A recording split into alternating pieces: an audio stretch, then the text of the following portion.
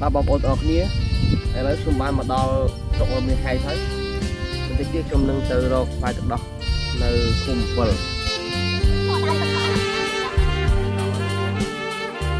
ស្រុករ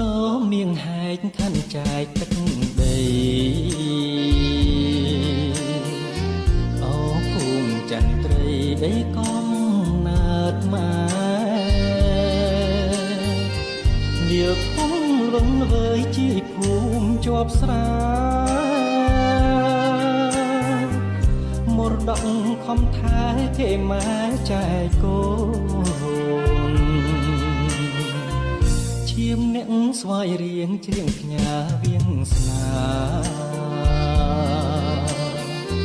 ចងជាអក្សរាចាស្នេហ៍លើក្បូ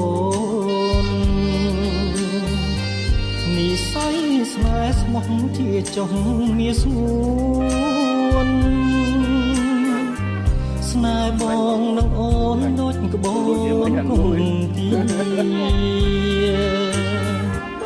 ពីមួយគ្រាខ្លីមានន័យបំផុតនិស័យស្នេហ៍ពិតឥតប្រែក្រឡាំងបងស្នេហ៍តែអូនពុំមានប្រែផ្លាស់រាល់ថ្ងៃនឹកណាស់នឹកតែរូបស្រីអូនអើយនឹងហើយគឺជាសំនៀងឈាមអ្នកស្វាយរៀងជ្រៀងផ្ញើស្រងថ្លៃសំឡោឆ្ងាញ់គ្រឿងប្រងកាងព្រោះស្រីសំណាបយោងដីស្រីយោងទេពនិយម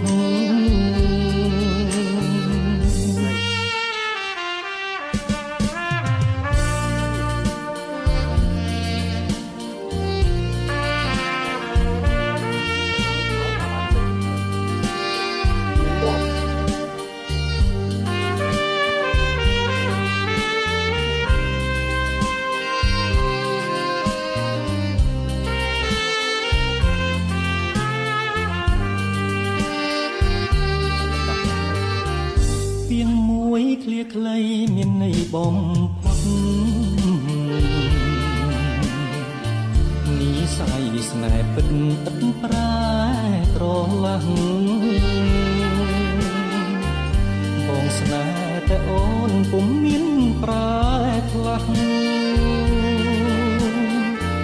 រាល់ថ្ងៃនឹកណាស់នឹកតែរូបស្រី